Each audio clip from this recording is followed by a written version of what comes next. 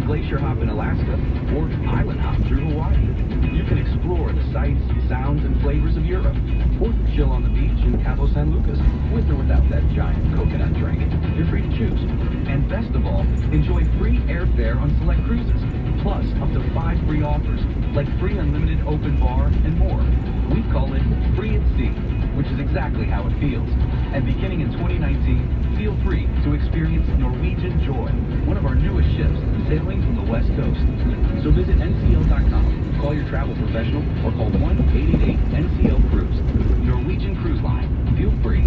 Ships registry Bahamas and USA. Restrictions apply.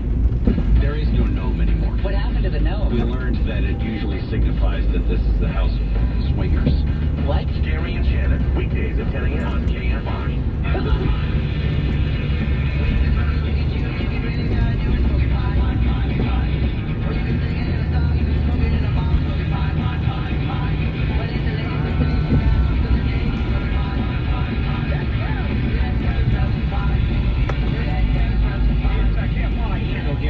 On a Thursday morning, October 11th, with the morning crew. The big story that we're covering today is Hurricane Michael, which is now Tropical Storm Michael.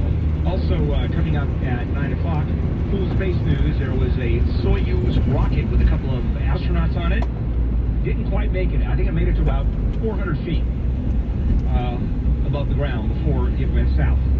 All right, so that's all coming up now. The pop song, you got it. So if this is a story out of the LA Times I want to share with you. It's about a guy named Rod Jenkins who graduated college and had a sociology degree, and this was 8-9 years ago. Actually, no, 10 years ago. And he had, after college, like many people, have a tough time finding a job. It's just not that easy to find jobs. And so what he did is started growing pot. He and his girlfriend, and they had a child, were having a hard time making ends meet, so he started growing pot. And was arrested and convicted for growing, possessing pot. So here's the problem, is that he can't get a job. He has a pot conviction. And he gets them, they do a background check, he's offered jobs, and then now you've got a conviction. And this is hundreds of thousands of people, certainly around the country. Now, keep in mind that pot is now legalized. And he's looking at a conviction, a record, and the inability to get a job. So, what the movement is to undo all of those convictions. In San Francisco, we're talking about the courts simply saying there are no convictions anymore. They've disappeared for misdemeanor marijuana convictions. LA is doing it a little bit differently.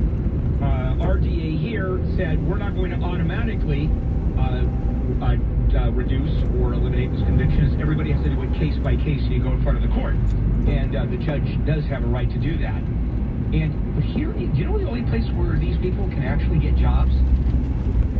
Legalized marijuana clinics, dispensaries, growers. Why? Well, because of the expertise. They know what they're doing. They don't have to be trained. And there they don't care. And as a matter of fact, even the government is involved in trying to find them jobs.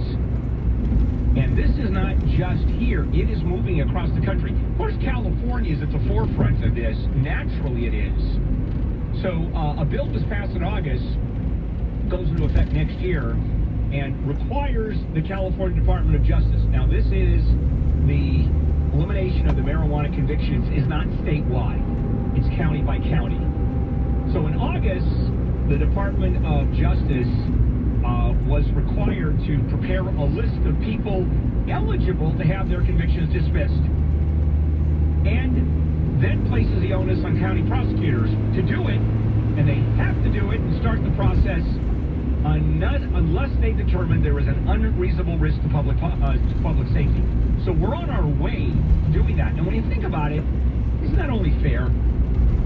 I mean, I understand the feds are against this. I understand Jeff Sessions, wherever the hell he is. I wonder if Halloween he's going to be playing, instead of the Attorney General, maybe Department of Commerce Secretary, just so he's not recognized. Other than the feds, state by state, they're figuring out that, number one, marijuana convictions based on marijuana, which is what, of course, they are, is really no big deal. It's not a big deal. Legalization of marijuana is going to be countrywide at some point. And people should not be nailed for something that is now legal. In Texas, there are still people in Texas that 20 years they're sitting in jail because they were picked up with 4 joints 15 years ago. I mean, literally. I mean, we're talking about even, how many years ago did we decriminalize marijuana where it just became an infraction under announced? It was a traffic ticket. And before that, you took a diversion program. I mean, it's been 30, 40 years here in California. Well, you go to states like Texas, man, you did not want to get caught with a joint. So you're going to see this happen more and more. And I think this is the way of the future, and it should be. This is government acting too slowly to do something that is absolutely should be done. All right, coming up, the typhus outbreak. NBC's Joel Grover. We haven't talked to Joel in a long time. He's a super reporter, and he is on top of this stuff like very few people are. So we'll talk to him right after the break. In the meantime, Jennifer Jones-Lee, you're up. Caltrans says it's going to make freeway stripes wider and brighter in SoCal. To do that, the agency is spending more than $60 million from the higher gas taxes and vehicle registration fees. LA Mayor Garcetti says the new white stripes will be 2 inches wider. It might sound like a lot of bureaucratic stuff, the number of miles, the width of the lanes, the type of paint, the reflectivity. Bottom line is, this makes you safer in your car on our freeways. 5 freeways are getting upgrades to lane stripes. Officials say the projects will be done next year. Andrew Mullenbeck, KFI News. News is brought to you by Rescue Rooter. The 5th week of the Thomas Strategies KFI NBC4 polls shows some definition in the race for Lieutenant Governor. It's a race between 2 Democrats, Eleni Kounalakis and Ed Hernandez. Before this week, we had 54% of the electorate undecided. Now it's starting to tighten. KFI political analyst John Thomas says the undecided number dropped to 46%. Which is still a large undecided. Thomas says this means the electorate is in motion. Meaning taking the lead from 24% last week where she was to 30%. Thomas says the race is all about name ID, which means spending money.